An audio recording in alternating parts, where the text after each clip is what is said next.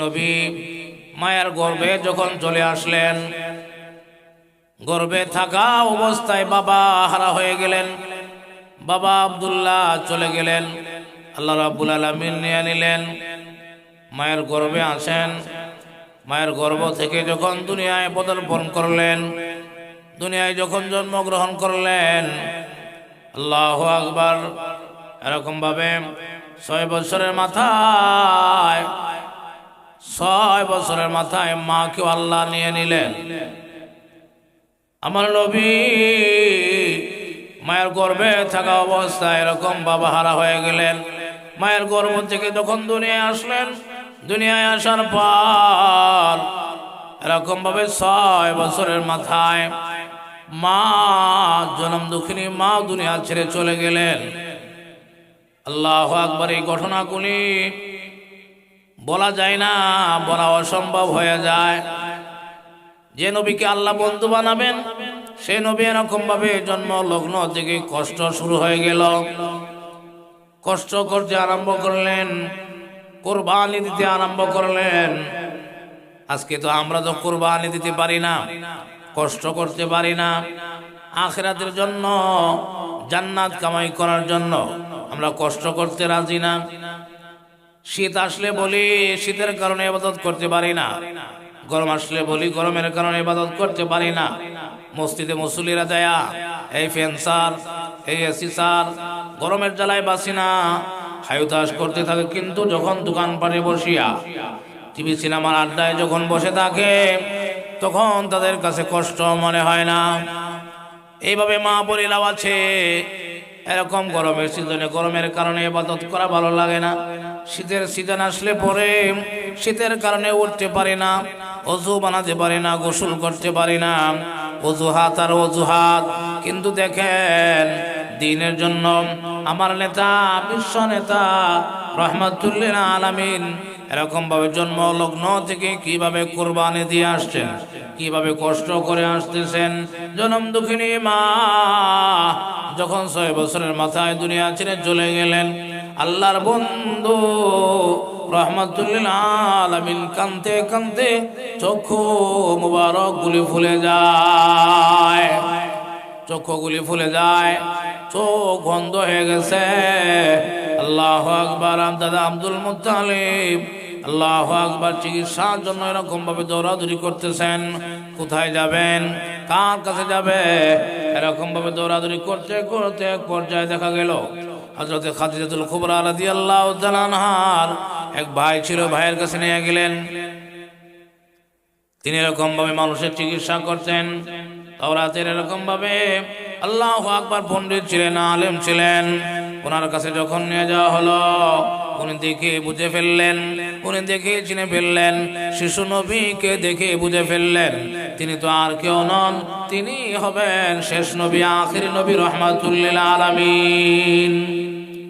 সুতরাং এই নবীর চোখের মধ্যে ফু দেওয়ার ক্ষমতা পৃথিবীর কোনো মানুষের নাই।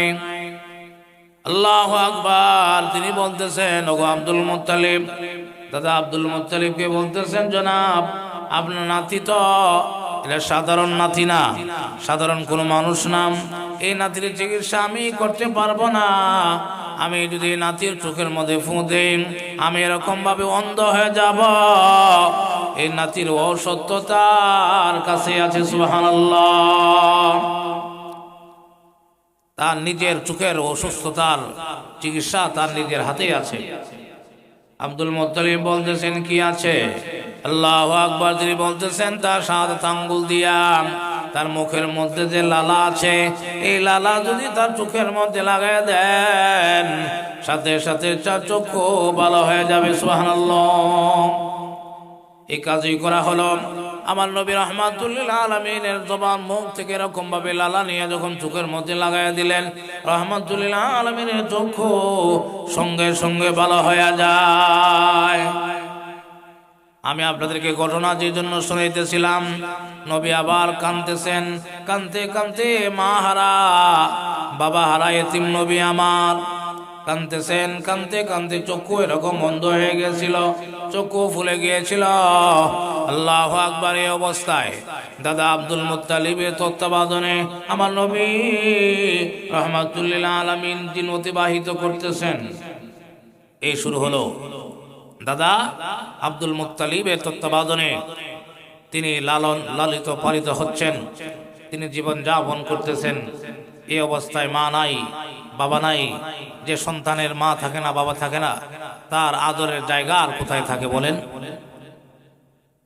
দাদা যত আদরই করুক বাবার মতো তো আর না, চাচা যত আদরই করুক বাবার মতো তো আর হয় না, চাচি যত আদর যত্নই করুক মার মতো তো আর হয় না। যে জায়গাগুলি ছিল নবীর ভরসা স্থান, আদরের জায়গা, সান্ত্বনার জায়গা, একটা সন্তান দুনিয়াতে যত কষ্টই করুক, যত অসুবিধাই হোক, মার করে যখন চলে যায়, বাবার কাছে যখন চলে যায়, তার দুঃখ দুর্দশা যখন বাবা মার কাছে বলে, তখন দেখা গেল বলার সাথে সাথেই তার দুঃখ দুর্দশা এরকম সেকেন্ডের মধ্যে এরকমভাবে চলে যায়, তার ভিতরে একটা সান্ত্বনা চলে আসে। এই সান্ত্বনার জায়গাটাও ছোটবেলায় শিশুকালেই নবীর আল্লাহ রাব্বুল আলামিন নিয়ে নিলেন। মা চলে গেলেন, বাবাও চলে গেলেন। দাদা আব্দুল মুত্তালিবের তত্ত্বাবধানে আমার নবী আস্তে আস্তে হাঁটি হাঁটি পা পা করে বড় হইতে লাগলেন।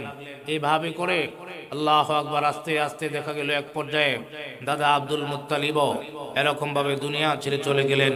ইন্না লিল্লাহি ওয়া ইন্না ইলাইহি রাজিউন। আল্লাহু আকবার। দাদাও চলে গেলেন। এবার রাহমাতুল লিল আলামিন কান্দেন আর মনে মনে চিন্তা করেন, এখন আমি কোথায় যাব, কার কাছে যাব, কে আমাকে সান্ত্বনা দিবে, আমি আমার কষ্টের কথাগুলি কার কাছে বলবো? আল্লাহু আকবার। দাদাও চলে গেলেন। নবী আবার আস্তে আস্তে চিন্তায় পড়ে গেলেন। চিন্তা করতে করতে এক পর্যায়ে চাচা আবু তালেব ডাক দিয়ে বললেন, ভাতিজারে আয় আয়। ছোটবেলায় মা চলে গেছে, বাবা চলে গেছে, দাদা ছিল, দাদা চলে গেছে। রে মোহাম্মদ আয় রে আমার বুকে আয়। আমি তো চাচা আছি, আমি যে পর্যন্ত বেঁচে থাকবো রে, এই পর্যন্ত তোর উপর দিয়ে এরকম ভাবে কোনো চিল কাও উঠতে পারবে না। কাফের মুশরিক বেঈমানেরা তোমার কোনো ক্ষতি করতে পারবে না। চাচা আবু তালেব যতদিন দুনিয়ায় বেঁচে ছিলেন, ঠিকই বাস্তবে কালিমা পড়ে নাই, মুসলমান হয় নাই, কিন্তু দেখা গেল যত ঝড় তুফান, যত কষ্ট, যত মুসিবত, সব কিছু তিনি এরকম ভাবে তিনার পিঠের উপর দিয়ে নিয়ে নিছেন। আল্লাহু আকবার। এভাবে করে আল্লাহ নবী রাহমাতুল লিল আলামিন যৌবনে যখন পদার্পণ করলেন, চাচা আবু তালেব এরকম ভাবে থাকা অবস্থায়, জীবদ্দশায় এরকম ভাবে আল্লাহ নবী রাহমাতুল লিল আলামিনকে বিবাহ করাইলেন। আল্লাহ নবীকে বিবাহ করাইলেন মা খাদিজাতুল কুবরা রাদিয়াল্লাহু তাআলা আনহাকে। অনেক লম্বা করে ইতিহাস সিরাতের কিতাবের মধ্যে লেখা আছে, আপনাদেরকে সংক্ষিপ্ত আকারে বলছি, বোঝানোর জন্য, মনে রাখার জন্য বলছি। আবু তালেব, চাচা আবু তালেব আল্লাহ নবী রাহমাতুল লিল আলামিনকে এরকম ভাবে দেখে শুনে বিয়ে করালেন মা খাদিজাতুল কুবরা রাদিয়াল্লাহু তাআলা আনহাকে। আল্লাহু আকবার। খাদিজাতুল কুবরা রাদিয়াল্লাহু তাআলা আনহা আল্লাহ নবী রাহমাতুল লিল আলামিনের কাছে বিয়ে বসার। বিয়ে হওয়ার আগে আরো দুইটা বিয়ে হয়েছিল। দুজন স্বামী দুনিয়া থেকে বিদায় নেয়। খাদিজাতুল কুবরা রাদিয়াল্লাহু তাআলা আনহা দুইজন স্বামী যখন দুনিয়া থেকে চলে গেলেন, মনে মনে এরকম ভাবে খুব দুঃখিত হলেন। মনের ভিতরে কষ্ট রাখার আর কোনো জায়গা নাই। মনে মনে সিদ্ধান্ত নিলেন, আমি আর জিন্দেগিতে বিয়ে বলবো না। আমার আল্লাহর কি খেলা! আল্লাহু আকবার। মা খাদিজাতুল কুবরা রাদিয়াল্লাহু তাআলা আনহা তিনি মক্কার জমিনে আল্লাহু আকবার বিশাল ধনী ছিলেন, বিশাল সম্পদের মালিক ছিলেন, সম্ভ্রান্ত পরিবারের ছিলেন। দেখা গেল আল্লাহর হুকুম রাহমাতুল লিল আলামিনের সঙ্গে খাদিজাতুল কুবরা রাদিয়াল্লাহু তাআলা আনহার যখন বিয়ে হলো, আল্লাহু আকবার। যখন বিয়ে হলো, আল্লাহ নবী রাহমাতুল লিল আলামিনকে আল্লাহ রাব্বুল আলামিন নবুয়তি দান করবেন। নবুয়তি দান করার জন্য প্রস্তুতি নিতেছেন। নবুয়তি দান করার জন্য খাবের মাধ্যমে, স্বপ্নের মাধ্যমে বিভিন্ন কিছু এরকম ভাবে দেখতেছেন তিনি নবুয়তি পাবেন। আল্লাহু আকবার। এইভাবে করে হাঁটি হাঁটি পা পা করে বিয়ে হয়ে গেল। আল্লাহ নবী রাহমাতুল লিল আলামিনের বয়স এরকম ভাবে 40 বছর হয়ে গেল। যখন বয়স 40 বছর হয়ে গেল, আল্লাহ রাব্বুল আলামিন তাকে নবুয়তি দান করলেন। সুবহানাল্লাহ। নবুয়তি দান করার পর নবুয়তির দায়িত্ব পালন করার জন্য আল্লাহর পক্ষ থেকে আদেশ আসলো, ও নবীজি, আপনাকে নবী বানানো হলো, আপনি নবীর দায়িত্ব পালন করেন। দায়িত্ব কি? আপনি মানুষদেরকে দাওয়াত দেন, ইয়া আইয়ুহান নাস কুলু লা ইলাহা ইল্লাল্লাহ তুফলিহুন। নবীকে নবীর দায়িত্ব দিলেন। রাহমাতুল লিল আলামিন দাওয়াত দিচ্ছেন, এক কালেমার দাওয়াত দিতেছেন। যখন এই কথা বলতে শুরু করলেন, মক্কার কাফের মুশরিক বেঈমানেরা বলতে আরম্ভ করলো, আব্দুল্লাহর পোলা মুহাম্মদ আমাদের মুখের মধ্যে চুনকালি দিতে আরম্ভ করলো। নাউজুবিল্লাহ। এতদিন সে আলামিন ছিল, এতদিন সে ভালো ছিল, এতদিন আমরা তাকে আলামিন ডাকতাম, বিশ্বাসী ভাবতাম, এখন সে জিনে ধরার মতো কথা বলতে শুরু করলো। তার মানে মক্কার কাফের মুশরিক বেঈমানেরা এরকম ভাবে রাহমাতুল লিল আলামিনের শত্রু হয়ে গেল। যেখানে পায় ওইখানে নির্যাতন করে, যেখানে পায় ওইখানে এরকম ভাবে কষ্টদায়ক কথা বলে। এমনকি এক পর্যায়ে রাহমাতুল লিল আলামিন যখন আল্লাহর ঘরের মধ্যে গেলেন নামাজ আদায় করার জন্য, আল্লাহর ঘরে যাইয়া যখন আল্লাহর কুদরতের পায়ে সেজদায় যখন পড়লেন, নামাজরত অবস্থায় যখন সেজদায় গেলেন, মক্কার দুষ্ট লোকেরা, মক্কার কাফের মুশরিক বেঈমানেরা রাহমাতুল লিল আলামিনের মাথার উপরে পচা উটের, মরা উটের নারী বুড়ি পর্যন্ত উঠায় দেয়। নাউজুবিল্লাহ। যে নবী আল্লাহর বন্ধু, যে নবী শ্রেষ্ঠ নবী, যে নবী ইমামুল মুরসালিন, যে নবী দুনিয়া এবং আখিরাতের বাদশা, যে নবীকে আমার আল্লাহ এত সম্মান দিয়েছেন, ইজ্জত দিয়েছেন, যে পর্যন্ত যাওয়ার অনুমতি কোনো নবীর ছিল না, সেই পর্যন্ত আমার নবীকে আল্লাহ নিয়েছেন। এত মর্যাদা বা নবীর উপরে মক্কার কাফের মুশরিক বেঈমানেরা এরকম ভাবে কষ্টের পরে কষ্ট, নির্যাতনের পরে নির্যাতন শুরু করলেন। আল্লাহু আকবার। মক্কার কাফের মুশরিক বেঈমানেরা আমার নবীকে দুনিয়াতে থাকতে দিবে না, দুনিয়া থেকে বিদায় করে দিবে, কিন্তু পারে না। চাচা আব্দুল মুত্তালিব এখনো দুনিয়ায় বেঁচে আছেন। এখানে অনেক ঘটনা। কাফের মুশরিক বেঈমানেরা নবীকে দুনিয়াতে থাকতেই দিবে না, দেশেই থাকতে দিবে না। এক পর্যায়ে তারা এরকম কাফের মুশরিক বেঈমানেরা ঐক্যজোট করে তারা এরকম ভাবে আপনার সবাই এক হয়ে বলতেছে, আমরা আব্দুল মুত্তালিবের যে গোষ্ঠীর লোকেরা আছে এদেরকে আমরা বাতে মারবো, পানিতে মারবো, এদের কাছে আমরা কোনো জিনিস বিক্রি করব না, এদের কাছে আমরা বিয়ে দিব না, এরা আমাদের বাজারে উঠতে পারবে না। তার মানে তারা ঐক্যজোট করে তারা এরকম ভাবে আল্লাহু আকবার, চাচা আব্দুল মুত্তালিব সহ আল্লাহু আকবার মুহাম্মদুর রাসূলুল্লাহ কেন লা ইলাহা ইল্লাল্লাহ বলে, এই কথা বলার কারণে তাদের সাথে সম্পর্ক বিচ্ছিন্ন করেছে। আল্লাহু আকবার। এই অবস্থাটাকে হাদিসের ভিতরে আসছে এবং সিরাতের কিতাবের মধ্যে আসে, শিয়াবে আবু তালিবে আল্লাহ নবী রাহমাতুল লিল আলামিন 3 বছর সপরিবার নিয়ে জেল কেটেছেন হক কথা বলার কারণে। কাফের মুশরিক বেঈমানদের নির্যাতনের কারণে তিনি আল্লাহর নবী রাহমাতুল লিল আলামিন 3 বছর শিয়াবে আবু তালিবের মধ্যে ছিলেন। 3 বছর পর্যন্ত তারা এত কষ্ট করেছেন, গাছের পাতা খেয়ে জীবন ধারণ করেছেন। গাছের পাতা খাওয়ার কারণে দেখা গেল তাদের এরকম বাথরুম, এরকম ছাগলের আপনার যে পায়খানা এমন হয়ে গেছিল। আল্লাহু আকবার। এরপরেও রাহমাতুল লিল আলামিন এবং যারা এই কালেমা গ্রহণ করেছেন তারা 3 বছর জেল খাটার কারণে, হক কথা বলার কারণে জেল খেটেছেন। 3 বছর পর্যন্ত অবরুদ্ধ করে রেখেছে। এরপরেও সাহাবায়ে কেরাম কালেমা ছাড়ে নাই। আল্লাহ নবী রাহমাতুল লিল আলামিন উল্টা পাল্টা বলে নাই। চাচা আব্দুল মুত্তালিব বাতিজাকে ছাড়ে নাই।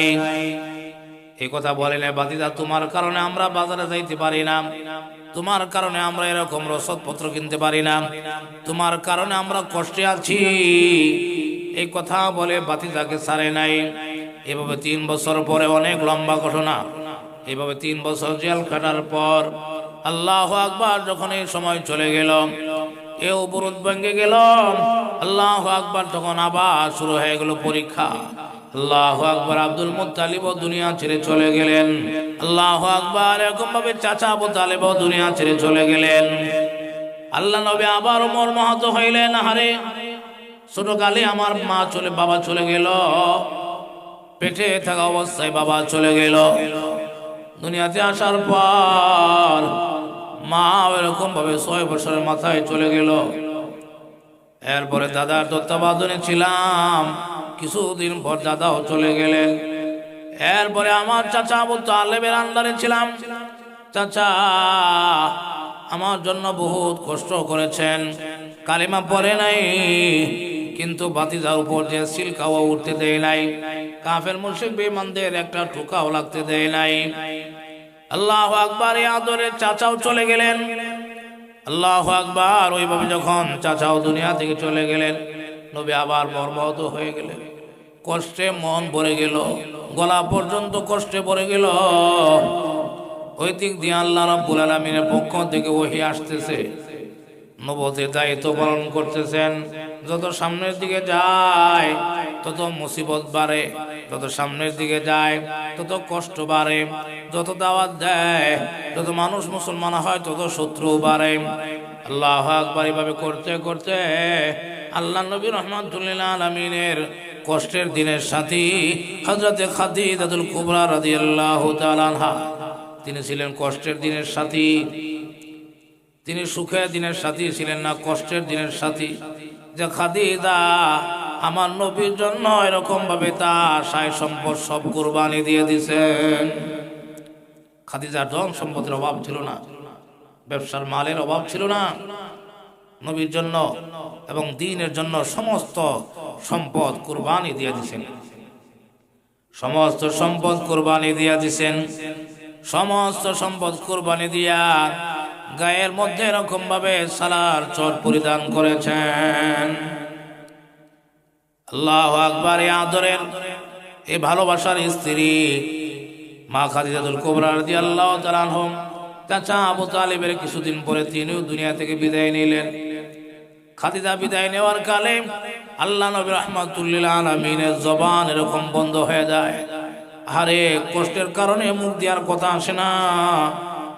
যিনি ছিলেন আমার দুঃখের দিনের সাথী, যিনি ছিলেন আমার দুঃখের দিনের সাথী, একে একে আমার সবাই চলে গেল।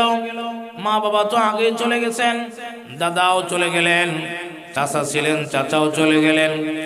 সর্বশেষ যে ভরসা, সর্বশেষ যিনি আমার এরকম ভাবে সান্ত্বনার স্থল ছিলেন, আমার আদরের স্ত্রী, আমার ভালোবাসার স্ত্রী, আমার প্রথম স্ত্রী খাদিজাও দুনিয়া থেকে চলে গেলেন।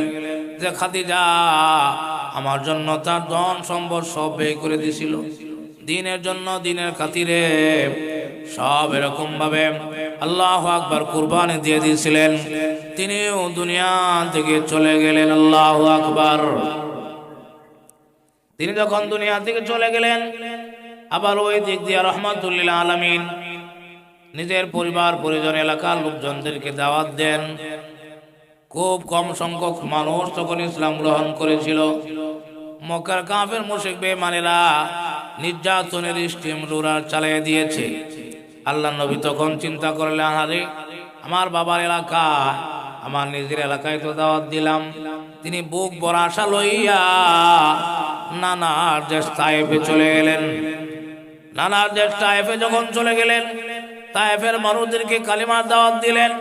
তায়েফের মানুষেরা কালিমা পড়বে তো দূরের কথা, আর এরকম ভাবে পাগল পাগল বলে তারাই দিলেন। শুধু তারাই দিলই না, তারাও এরকম ভাবে নির্যাতনের স্টিম রুলার চালায় দিলেন। আল্লাহু আকবার। এইভাবে করে বুক ভরা আশা লইয়া তায়েফ থেকে যখন ঘুরে চলে আসলেন, তখন আপনারা চিন্তা করে দেখেন একটা একটা করে আমার নবীর কষ্টের কতগুলি কারণ, কতগুলি কষ্ট একত্র হলে পরে একটা মানুষের এরকম ভাবে অন্তর খান খান হয়ে যায়।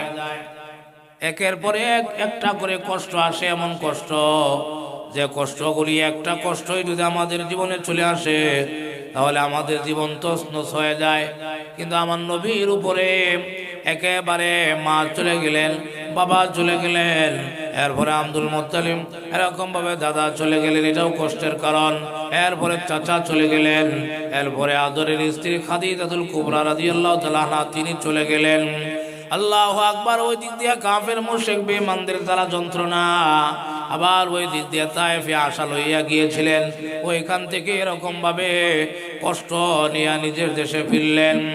এইভাবে 7-8টা এরকম ভাবে কষ্ট যখন একত্রিত হইল, একত্রিত হইয়া যখন আল্লাহ দেখতেছেন আমার বন্ধু কষ্টের কারণে আজ জবান দিয়া কথা আসে না, আমার বন্ধু কষ্টে জর্জরিত হয়ে গেছে, তখন আল্লাহ বলেন বন্ধু আপনাকে আমি একটা পুরস্কার দান করব। সুবহানাল্লাহ।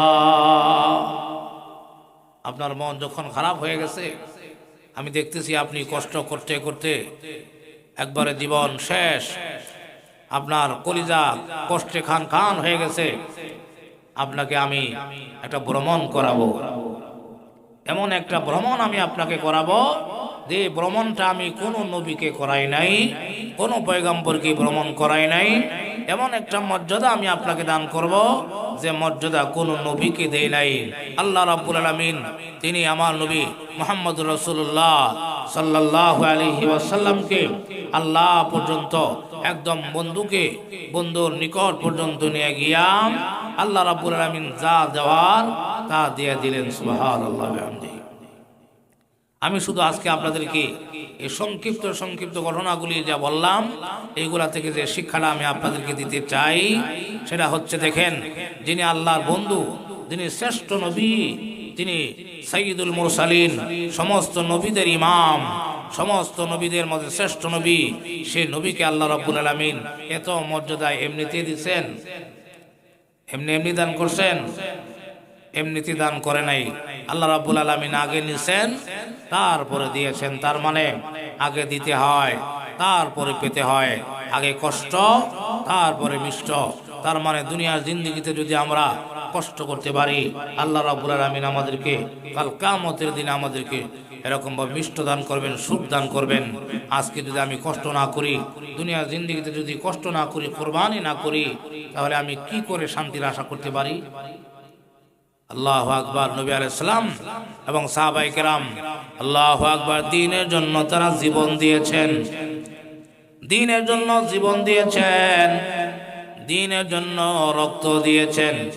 আর আজকে আমরা দ্বীন ইসলামের দাবি করি, মুসলমান দাবি করি, নবীর উম্মত দাবি করি, কিন্তু আজকে আমরা শরীরের এক ফোঁটা ঘাম পর্যন্ত দিতে পারি না দ্বীনি কাজের জন্য যদি যাই, শরীর দেওয়া যদি একটু ঘাম বের হয়ে যায়, তাহলে ইস করতে করতে বুঝায় যে আমি জীবন শেষ, অথচ কিছুই না। সাহাবায়ে কেরাম দ্বীনের জন্য, আখিরাতের উন্নতির জন্য তারা জীবন দিছেন, রক্ত দিছেন, নিজের বউ ছাড়ছেন, নিজের দেশ ছেড়েছেন, নিজের সন্তান ছেড়েছেন, এরপরেও আল্লাহ ছাড়ে নাই, নবী ছাড়ে নাই, আল্লাহর কোরআন ছাড়ে নাই। সুবহানাল্লাহ। সুতরাং আমরা আজকে মেরাজের আলোচনার ভূমিকা থেকে আমরা এই শিক্ষা নিব যে কষ্ট করতে পারলে সামনে মিষ্ট আছে। সুতরাং কষ্ট যদি দুনিয়াতে করতে পারি তাহলে আখিরাতে আমরা মিষ্ট পাবো, তথা আল্লাহর জান্নাত পাবো। দুনিয়াতে যদি দ্বীনের জন্য কষ্ট না করি তাহলে কিভাবে আমি এত লম্বা আশা করতে পারি যে আমরা জান্নাতে মরলে জান্নাতে যাবো গা? সুতরাং দ্বীনের জন্য, ইবাদতের জন্য একটু কষ্ট করতে রাজি আছি না আমরা ইনশাআল্লাহ? আল্লাহ আমাদেরকে আল্লাহর হুকুম মান্য করা, আল্লাহর ইবাদত বন্দেগী করার জন্য যত কষ্টই আসুক আমরা আখিরাতের লাভের আশায়, জান্নাত পাওয়ার আশায় আমরা সহ্য করে নিব। এই সমস্ত শীত গরম এগুলি অপেক্ষা করে যদি দুনিয়ার জিন্দেগিতে সামান্য কষ্ট করতে পারি, এই সামান্য কষ্টের বিনিময়ে আল্লাহ রাব্বুল আলামিন অনন্ত অসীমকালের সুখের ঠিকানা জান্নাত দান করবেন। সুবহানাল্লাহ বিহামদিহি। সুতরাং নামাজ পড়লে তো একটু কষ্ট হয়, জান্নাত পাওয়ার আশায় একটু কষ্ট করতে পারবো না ইনশাল্লাহ? গরমের দিন তালিমে বসা তালিম শুনলে একটু কষ্ট হয়, ফ্যান নাই, এসি নাই, একটু কষ্ট হবেই। দিনের জন্য আমরা এই কষ্ট করতে রাজি আছি। এরপরে কোরআনে তেলাওয়াত করলে ঠান্ডা পানিতে উযু করে একটু তো কষ্ট হবেই। রমজান মাস আসতেছে, ঠান্ডার সময়টা উযু করা, তাহাজ্জুদ পড়া, রমজানের রোজা রাখা একটু তো কষ্ট হয়। কিন্তু অনন্ত অসীমকালের সুখ যদি আমরা পেতে চাই, এই অনন্ত অসীমকালের সুখ পাওয়ার আশায় এই দুনিয়ার সামান্য কষ্ট আমরা কষ্টই মনে করব না। আর যদি দুনিয়াতে এরকম আমরা সামান্য কষ্ট সহ্য না করতে পারি, তাহলে আমরা আখিরাতের অনন্ত অসীমকালের সুখের আশা আমরা করতে পারি না। এজন্য আল্লাহ রাব্বুল আলামিন আমাদের সবাইকে দ্বীনের জন্য, আল্লাহর কোরআনের জন্য, আল্লাহ পাকের হুকুম পালন করার জন্য আমরা সামান্য কষ্ট আসলে এটা সহ্য করবো ইনশাল্লাহ। আল্লাহ পাক আমাদেরকে ওই পরিমাণ সবর, ওই পরিমাণ ধৈর্য ধারণ করার তৌফিক দান করুন। সকলে বলুন আমিন।